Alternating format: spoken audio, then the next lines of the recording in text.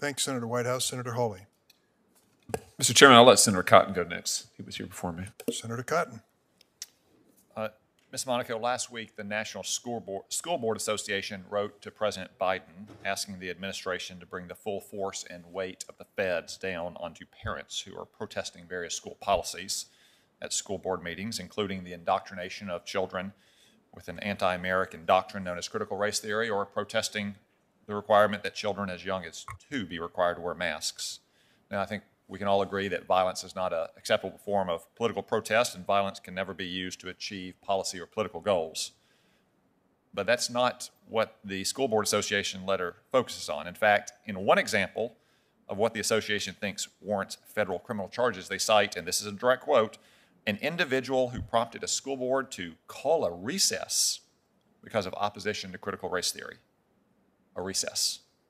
The association is asking the administration to use the Patriot Act, a law that this Congress passed and has repeatedly reauthorized, primarily to stop the threat of Islamic jihadists, to bring criminal charges for domestic terrorism against parents who attend school boards to oppose things like critical race theory or mask mandates, resulting in a recess being called.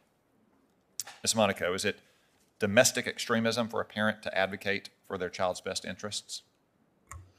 Well, Senator, as you rightly point out, that violence is not the answer. There can be very spirited public debate, and there should be very spirited public debate on a whole host of issues. But when that tips over into violence or threats, there is a role for law enforcement. But Ms. Monaco, I'm sorry, my time is limited here, and I asked a simple yes or no question, and I have several of them that I want to ask. So I'd like a yes or no answer. Is it domestic extremism for a parent to advocate for their child's best interests? I think what you have described, no, I would not describe as domestic extremism. Domestic extremism for a parent to want to have a say in what their child is taught at school?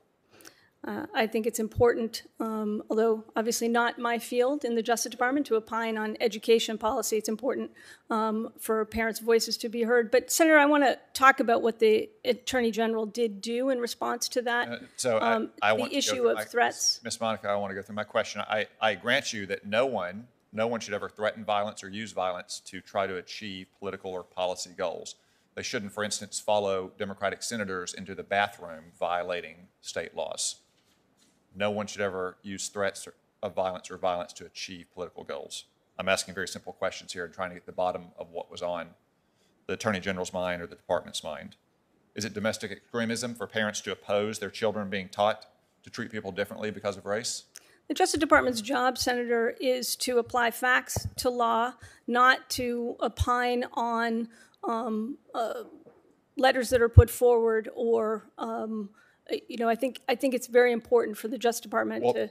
Ms. Monaco, it's a fact that the School Board Association just sent this letter to President Biden, and then conveniently the Attorney General released his letter yesterday describing his series of measures to confront this grave and growing threat of parents protesting their kids being indoctrinated and the school board having to call a recess. Is there any connection between those two things?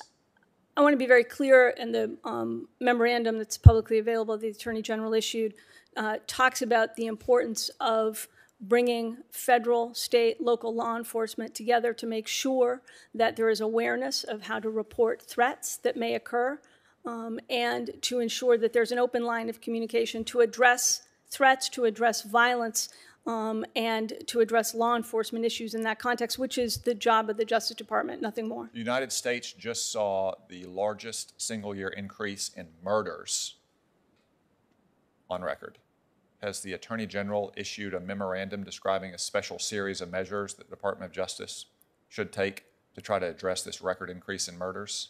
Yes, indeed, Senator. In fact, I issued a directive to the field you did. earlier this year. As the Attorney General. It was on behalf of the Attorney General and the rest of the leadership of the Justice Department to address the alarming rise in violent crime and to lay out a strategy for violent crime reduction, which includes going after and using federal resources to target the most violent offenders, including those operating with guns, including those responsible for murders and violence in our communities. So absolutely, we take the alarming rise in violent crime exceptionally seriously. And indeed, I've heard from the many hours I have spent with law enforcement leaders across this country how urgently they feel it is to address this rise in violent crime. And we are working every day to address that challenge. I just want to finish with one final question. Did anyone at the FBI express disagreement or any reticence at all about investigating disagreements between parents and school boards over curriculums and school policies? I don't understand that to have been it absolutely was not the subject of the Attorney General's memorandum, but the answer to your question is no. Nobody at the FBI expressed any reticence. I'm sorry, Senator, if you're asking me what was the response to the Attorney General's memorandum, I've heard no reticence, no concern. The job of U.S. attorneys and FBI special agents in charge to be conveners in their community, to address violent issues in their community, is the core job of the Justice Department. All right, then. Thank you, Senator Cotton. And Senator Klobuchar, prior to your arrival, we said good things about you and your work on Iowa. Well, better than bad things. So thank you very much, Mr. Chairman. Thank you for your leadership.